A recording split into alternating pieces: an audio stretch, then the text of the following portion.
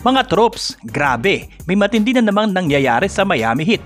Eto na nga, kahit 14-11 ang record nila at mas maganda pa sa expectations, binigyan sila ng Bleacher Report ng B- grade. Bakit kaya? Pag-usapan natin yan.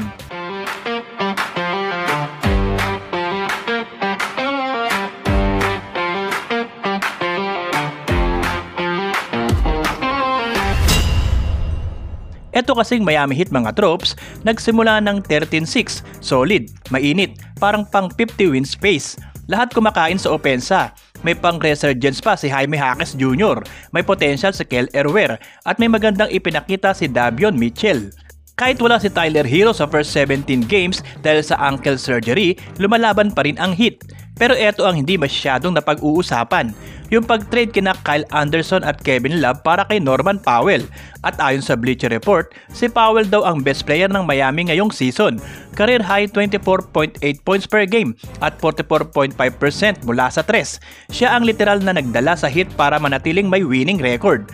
At hindi lang yan mga tropes, Miami currently owns the 6th best defense sa buong NBA.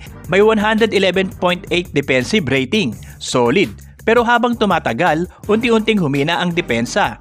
May konting shake-up sa rotation at hirap makahanap ng consistency ang second unit.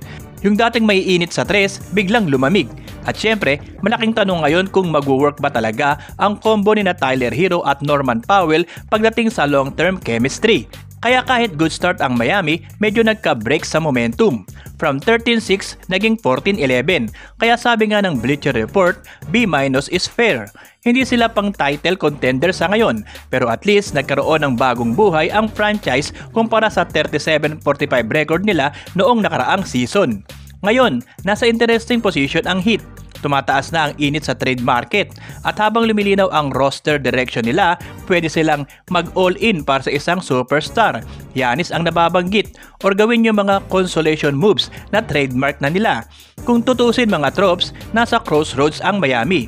Kitang-kita na may real potential sila pero ramdam din ang flows na pwedeng mag-cap sa ceiling nila. Ang susunod na mga laro ang magdi-decide kung babalik sila sa early season form o babagsak sila sa play-in level na hirap ulit. Pero kayo mga tropes, anong tingin nyo? Dapat bang mag-all-in ang Miami sa big trade o tiwala lang sa eternal growth at chemistry nila? Comment nyo na sa baba. Yun muna mga tropes ang kwento natin ngayon. Kung gusto nyo pa ng Miami Heat updates, huwag kalimutang i-like ang video na to at mag-subscribe sa Top Sports PH. Road to 10,000 subscribers na tayo bago matapos ang taon. Power mga tropes, kita-kits sa next upload.